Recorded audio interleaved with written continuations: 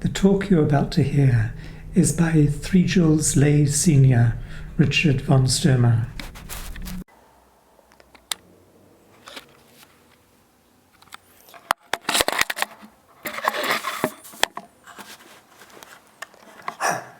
For this Dharma talk today, Saturday, the 27th of April, it's part of our urban retreat. I'll be looking at the teachings of Shunryu Suzuki.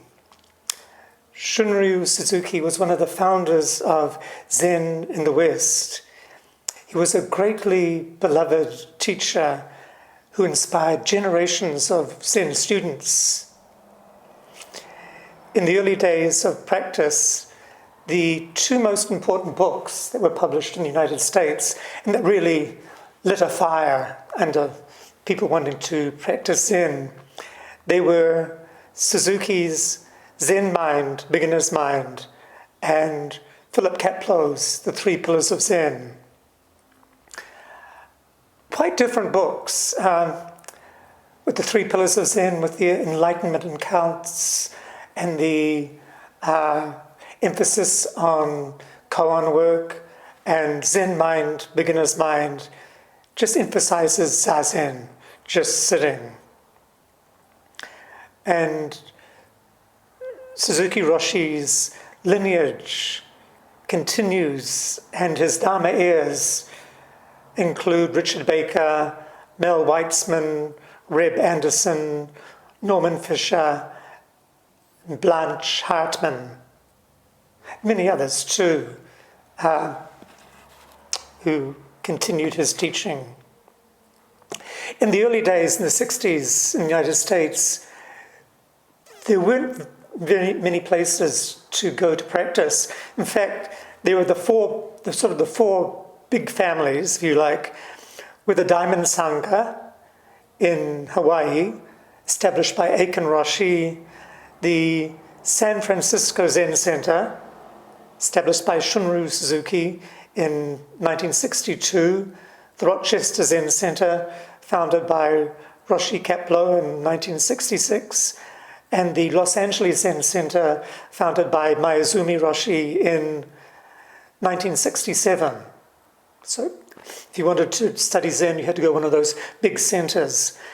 And today, there are hundreds and hundreds of Zen centers and sitting groups all over the United States, Europe, New Zealand, Australia. So quite a different landscape now for practicing Zen. In the early days, there was a bit of rivalry between the San Francisco Zen Center and the Rochester Zen Center. The Rochester Zen Center used to refer to the San Francisco Zen Center as Country Club Zen. And the San Francisco Zen Center used to refer to the Rochester Zen Center as Boot Camp Zen. Just for their different approaches, just 2 different approaches. And the good thing that happened when Amala Roshi and I were in training at the Rochester Zen Center in the late 80s and 90s was the Zen Teachers of America Association was founded, and 2nd generation Zen teachers, Dharma heirs of the original teachers, would get together each year and exchange notes. And a lot of the old rivalries were dissolved when teachers compared stories and sat together, compared different methods of teaching. And there was a really positive development for American Zen. And basically what we've all got in common is this practice, this fundamental practice of Zazen. There's just different flavors of Zen. In 2009, I visited the San Francisco Zen Center on Page Street and the Green Gulch Farm. That's the San Francisco Zen Center's wonderful gardens in the country near Muir Woods, which is a national monument, a great redwood forest. And the gardens were established after Suzuki Roshi died, and there's just a wonderful place to visit, as well as Page Street, which is the San Francisco Zen Center, where Suzuki's Roshi's presence is really palpable. And I took a photo of his silhouette on a semi-transparent curtain hung in the doorway by the Page Street Zendo. And I printed out the photo, so it's on the table in the other room, so you can have a look at it during tea break. It sort of captures a little bit of Suzuki Roshi's essence. And he was a small guy. He was, even for Japanese standards, I think he was 4 foot 11 inches. So just 3 inches taller than me. So what I'll do is I'll begin by reading about his life from a book, Crooked Cucumber, The Life and Teachings of Shunryu Suzuki by David Chadwick. So, Shunryu Suzuki was a Japanese priest in the Soto school of Zen who came to San Francisco in 1959 to minister to a small Japanese-American congregation. He came with no plan, but with confidence that some Westerners would embrace the essential practice of Buddhism as he had learnt it from his teachers.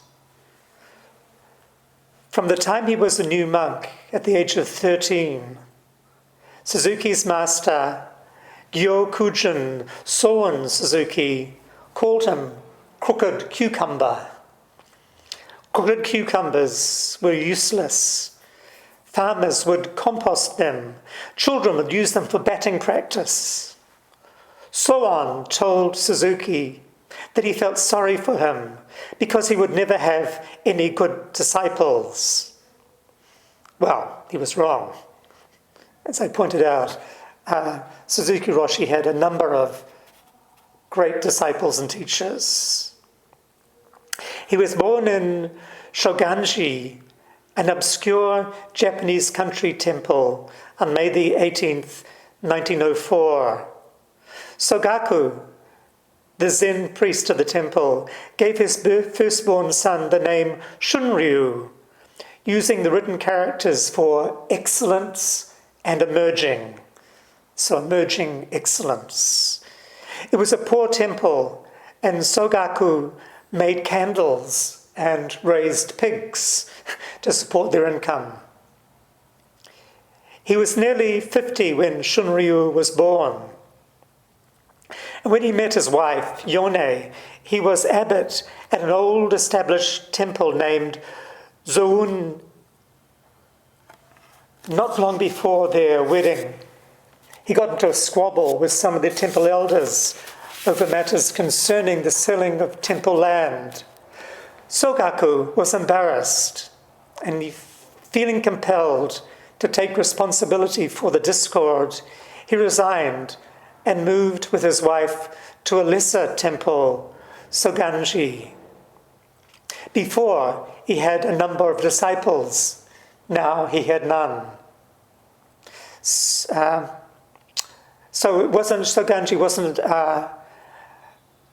an important temple by any means, just a very minor temple.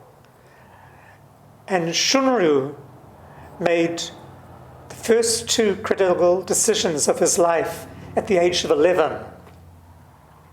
Those were to become a monk and to leave his hometown in Kanagawa. It turned out that Gyokujin Soen Suzuki, Sogaku's adopted son, had just become the abbot of Zoun, Sogaku's former temple. And unlike Shunryu's father, Soen was an imposing figure. He was like an uncle to the young Suzuki, tall, tough, exuding confidence. I knew him pretty well and liked him so much, said Suzuki, When I asked him to take me to his temple, he was amazed, but said it would be fine with him. And it was a very demanding schedule at Zuan. Everyone rose at 4 a.m. and sat zazen. There was a chanting service followed by a thorough cleaning of the temple. On his 13th birthday, he was ordained as a novice monk and given the Buddhist name Shogaku Shunryu. Shogaku means auspicious peak.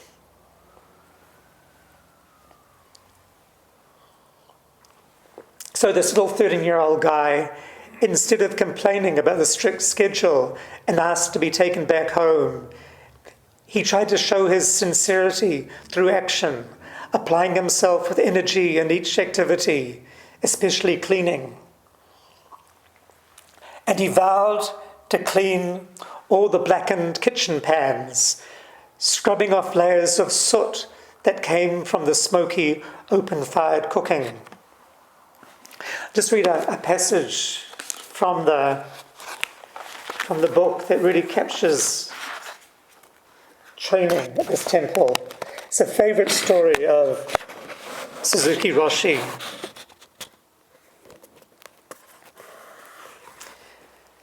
In Zuan, pickles were made to eat year-round, but especially in winter, when there were few fresh vegetables. There were pickles made from cucumbers, carrots, eggplants, cabbage, and daikon, the giant white radishes. A batch of takuan, daikon pickles, had become undersalted and had gone bad. Soon, the abbot, was told about this. He was just like Sogaku when it came to food. He wouldn't throw it out. "Serve it anyway," he ordered. So, for meal after meal, decomposing daikon was served. And the pickles were getting worse with the passage of time. One night, when they could take it no more, after they were sure Soon was asleep, Shunryu and a couple of cohorts took the pickles out of the garden and buried them. The boys were pleased with themselves, thinking they had got away with their prank. But a few days later, when they sat down for breakfast at the low wooden table, Soon brought a special dish, the rotten pickles back from the dead. Soun ate the pickles with them. Shunryu gathered his courage and took his first bite, then the next. He found that he could do it, if he didn't think about it. He said it was his first experience of non-discriminating consciousness. You can imagine the abbot dusting off the dirt of the rotten pickles before serving them up. When Shunryu arrived at Zuan, there were 8 boys studying with Soan. After the first year, there were only 4, and midway through the second year, they too had gone. So now it was just Shunryu and Soan. And somewhere else, Suzuki Roshi mentioned in his self-depreciating way that he became Soan's heir because he was the only one who stuck it out at his temple. Everyone else had gone. He excelled in English, and in his early 20s, he became the head monk of another temple, Kinkoin, and continued his studies at Komazawa University. Then on August the 21st, 1926, in a private ceremony, he received Dharma transmission from Soun. He was 21. 4 years later, he would undertake further training at Eiheiji, the great Soto temple. At Eiheiji, Shunryu was asked to serve Ian Kishizawa Roshi, considered to be one of the greatest Soto masters of the day. Kishizawa had 2 rooms separated by shoji screens, and Shunryu was to clean them during the morning break. There wasn't much time, so he worked as fast as he could. Kishizawa would come in and search places Shunryu had missed. He inspected the corners, the frames of the soji, and below the table for dust. Not good, he said. Rather than clean 2 rooms, do 1 room well. Light 1 corner of the world. That's a quote from the Lotus Sutra. Beautiful quote. Light 1 corner of the world. Kishizawa did not forsake the central practice of zazen. Most temple priests did not sit zazen after their training, except perhaps for a week or monthly zazen kai, day of doing zazen. So that's fairly standard, surprising for people in the West, but most Zen priests did not sit zazen after their training. They were there at their temples to perform ceremonies for the lay people, conduct funeral services. That was their main function as a temple priest. But this was not... Oh, and also at this temple, Zoin, there was no zendo. But zazen doesn't depend on having a zendo, just a body, as Suzuki pointed out. In 1956, jumping ahead, Guido, a friend at Eheji, offhandedly asked if Shunryu might like to go to San Francisco for a year to be assistant to Hobo Tobasi, the priest there. Considering Shunryu's long-time study of English and his interest in America, it was natural for Guido to bring it up. 2 years later, the situation in San Francisco was more urgent.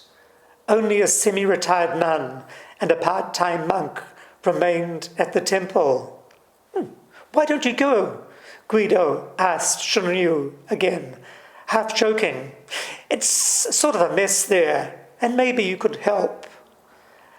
After a month or so, Shunryu agreed. I'll do it. One of the requirements of the position was that a married priest be sent. Shunryu's first wife had died, so he married Mitsu, who for a number of years had been a director of a Buddhist kindergarten connected with his temple. Then on May the 21st, 1959, a few days after his 55th birthday, Shunryu left for the United States. Sokoji was a Zen temple in San Francisco. The Japanese congregation sat in pews and expected their resident priest to give Sunday talks and conduct funeral and other ceremonies. Suzuki was surprised by the interest in the States in Zen, fired by lectures by Alan Watts and D.T. Suzuki. He soon attracted his first Western students, keen to learn Zazen. So he established a zendo in the temple's main room, much to the consternation of the Japanese-American congregation, who suddenly saw all these long-haired hippies appear at their temple. And Shunryu began to give talks in English. In February 1960, he and his students had a 3-day sesshin, the first such extended retreat held in America. And he never had a sitting group back in Japan to get that far.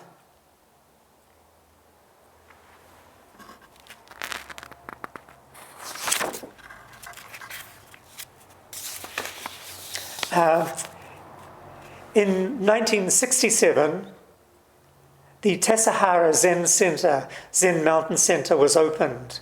It was the first Zen monastery in the United States.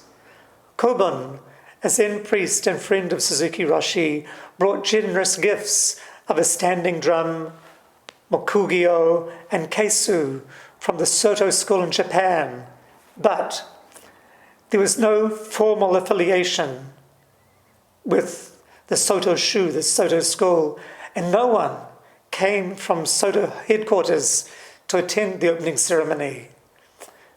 They just, the Soto hierarchy just looked upon Shunryu as a mere temple priest who'd gone to America.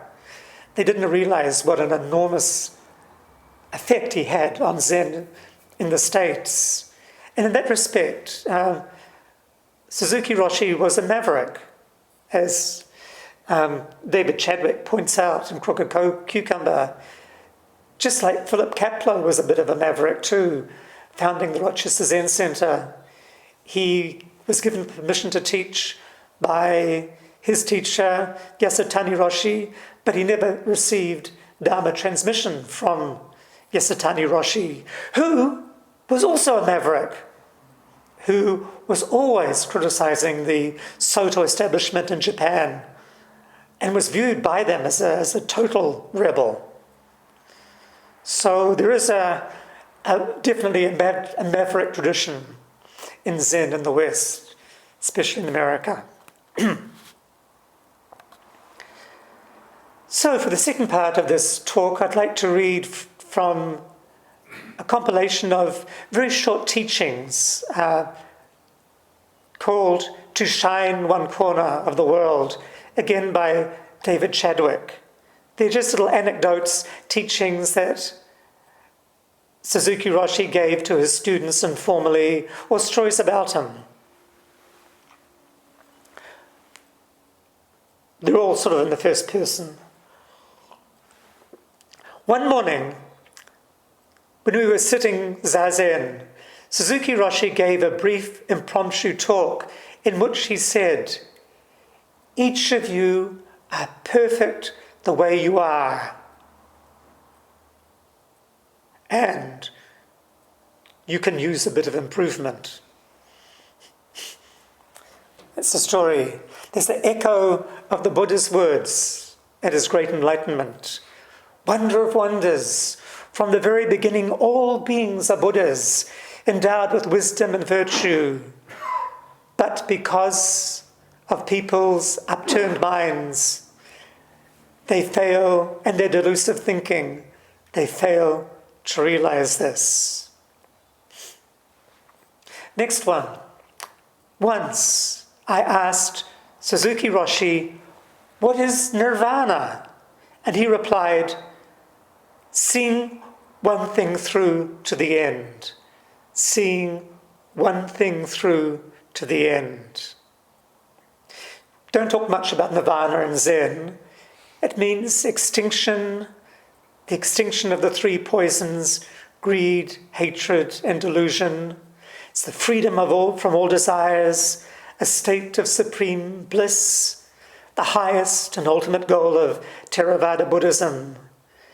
Entering nirvana means never having to return to the Saha world, the world of birth and death. But Suzuki Roshi gives a very down-to-earth interpretation of nirvana. Seeing one thing through to the end. Seeing one thing through to the end. Just doing what needs to be done. Following on from that, one day at Tassajara, the mountain center, Suzuki Roshi and a group of students took some tools and walked up a hot, dusty trail to work on a project. When they got to the top, they discovered they had forgotten a shovel, and the students began to discuss about who should return it. "Do you want to return it? Or how about you? How about you go down and return the shovel?" After the discussion had ended, they realized that Roshi wasn't there. He was already halfway down the mountain trail on his way to pick up the shovel. Just doing. being in the present moment. It's a good example of right action, not getting caught up in thoughts and discussions, but just doing what needs to be done. A student asked in Doksan, if a tree falls in the forest and no one hears it, does it make a sound? This is a hoary, old, Western philosophical question. And Suzuki Roshi answered, doesn't matter. Let that tree be a tree in the forest. Who cares that it makes a sound or not? It's not our business. Tree can take care of itself. However, a Zen response could be,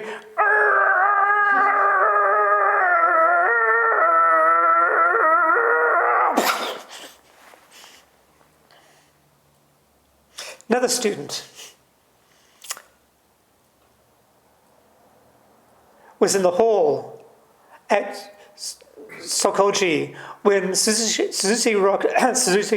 Roshi approached him. Just to be alive is enough, Suzuki said, and with that he turned around and walked away. Just to be alive is enough. To be or not to be is not the question in Zen. We are alive, and that is enough. But how to be truly alive, to be fully present, to embody this aliveness? That is the question. And Zen practice addresses just that.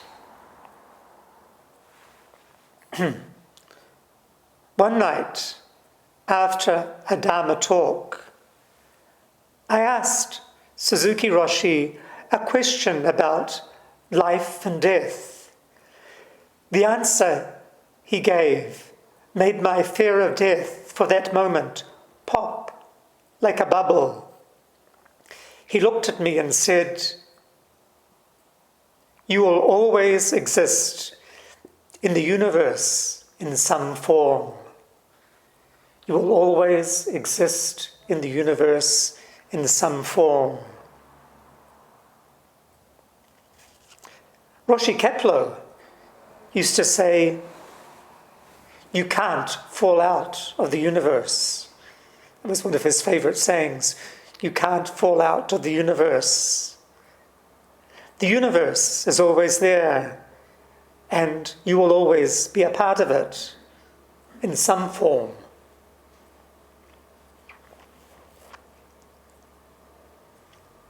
A student at Tassajara sat facing Suzuki Roshi on the tatami mat in his room.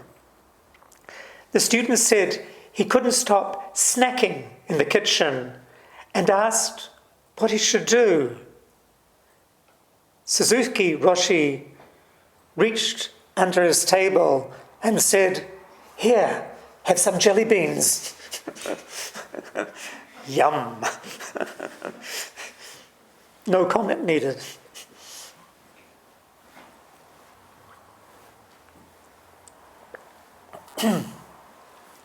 At a question session with Suzuki Roshi at Sokoji, a young man asked, "What should a Zen practitioner do with his spare time?" Suzuki at first looked perplexed and repeated the phrase, "Spare time? Spare time?" And then he began to laugh uproariously. Spare time. That brings up an important question about time. How to use time. We all have a limited amount of time on this earth. The thing we all have in common is that we're going to die. So how do we use this time well? A monk once asked Great Master Jiao Zhou, "How should I use the 24 hours?" Jiao Zhou replied, "You are used by the 24 hours. I use the 24 hours. And the writer, Annie Dillard, wrote, how we spend our days is, of course, how we spend our lives. How we spend our days is how we spend our lives.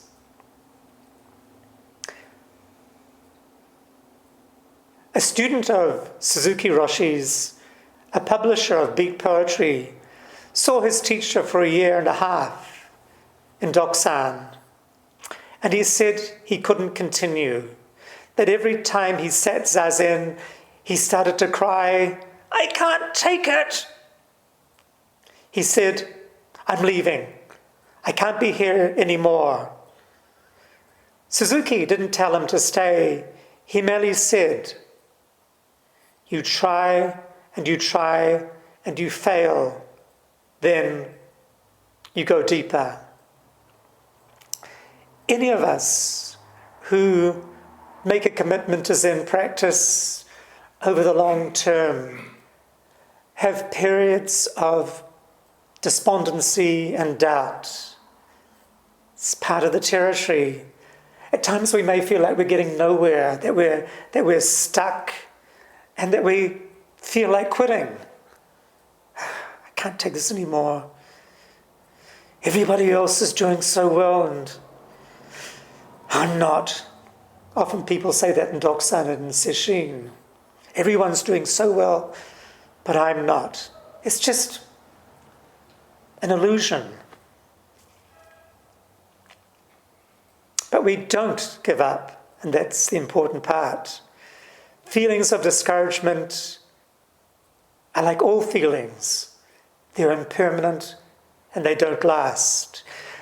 When I was working on Mu, the koan Mu, and getting wrung out of Dokusan again and again, my teacher often said, just as I was about to make my exit from the Dokusan room, sometimes say, "Go deeper, go deeper." That's all I needed to do in my practice.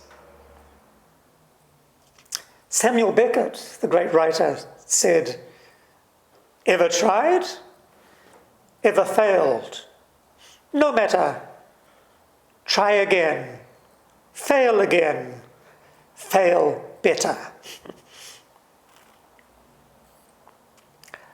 On the fourth day of Sesshin, as we sat with our painful legs, aching backs, hopes and doubts about whether it was all worth it, Suzuki Roshi began his talk by saying slowly, "The problem you are now experiencing will go away." We all were sure he was going to say, "Will continue for the rest of your life." And the way he said made us all laugh. Next to the temple on Bush Street, there is a grocery store run by an old woman. Suzuki Roshi used to buy old vegetables there. Finally, one day the woman said, "Here are some fresh ones. Why don't you take them? The fresh ones will be bought anyway," he answered, thinking back to his experiencing with the rotten daikon and his training as a young boy in Japan. It's really bodhisattvic-like, sort of selfless, buying the old, out of, sort of past by their user date vegetables at the grocery store. Doing that, he helps out the grocery store by buying the old vegetables no one else would want to eat as well. So it's an interesting practice. During one sesshin in Tassajara, up in the mountains, it was very cold in the unheated zendo. After a lecture, a student said, "Roshi, I thought you said that when it got cold, we'd figure out how to stay warm with our zazen." Suzuki Roshi answered, "It's just not cold enough yet." We often want conditions to be ideal for doing our zazen. Not too hot, not too cold, not noisy. But there are no perfect conditions for doing zazen. No ideal conditions. It behoves us as Zen students to be adaptable, to become one whatever the conditions are.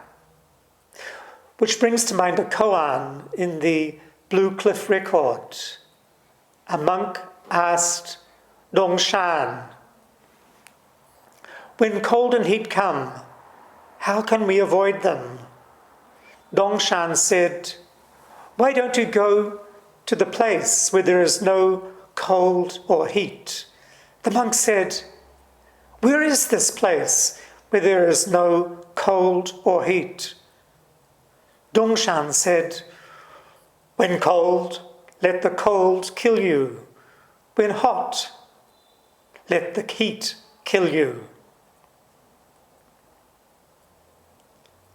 And in a similar vein to adapting conditions, a student asked Shunryu Roshi why the Japanese make their teacups so thin and delicate that they can easily break. "It's not that they're too delicate," he answered, "but that you don't know how to handle them. You must adjust yourself to the environment, not vice versa." Just a few more. On a visit to the East Coast, Suzuki Roshi arrived at the meeting place of the Cambridge Buddhist Society to find everyone scrubbing down the interior in anticipation of his visit.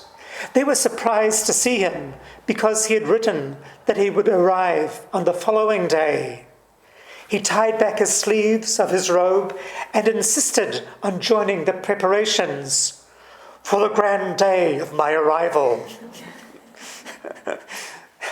Again, his temple training, just doing the work that needed to be done. And I'm sure his joining in with the other workers would have recalled his long Zen training, which involved considerable amount of temple cleaning.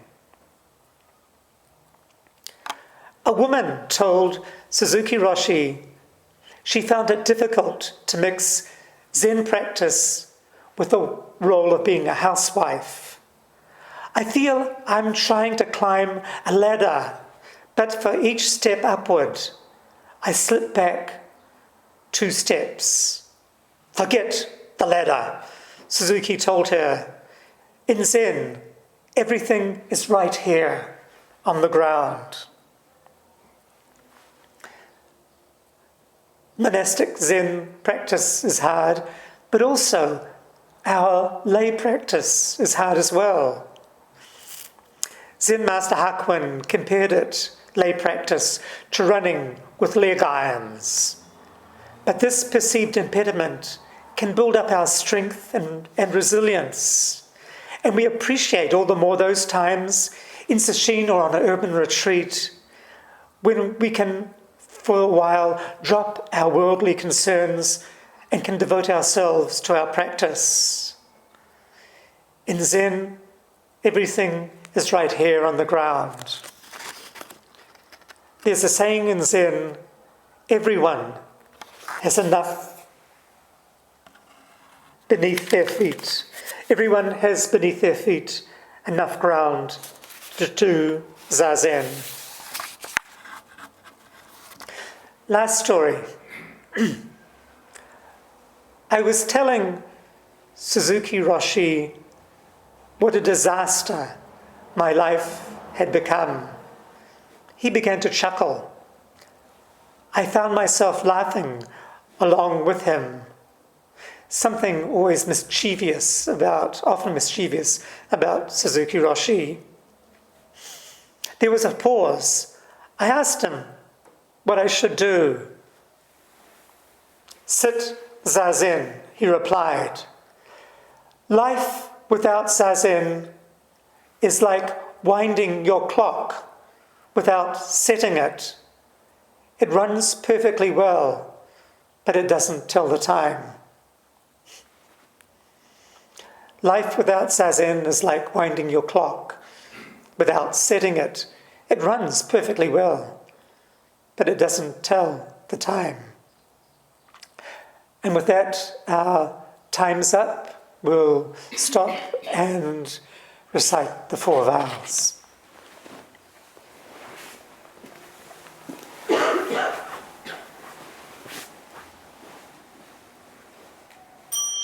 All beings without number, I vow to liberate endless blind passions. I vow to uproot Dharma gaze beyond measure. I vow to penetrate the great way of Buddha. I vow to attain all beings without number. I vow to liberate endless blind passions. I vow to uproot Dharma gaze beyond measure. I vow to penetrate the great way of Buddha. I vow to attain all beings without number. I vow to liberate endless blind passions. I vow to uproot Dharma gaze beyond measure. I vow to penetrate the great way of Buddha. I vow to attain.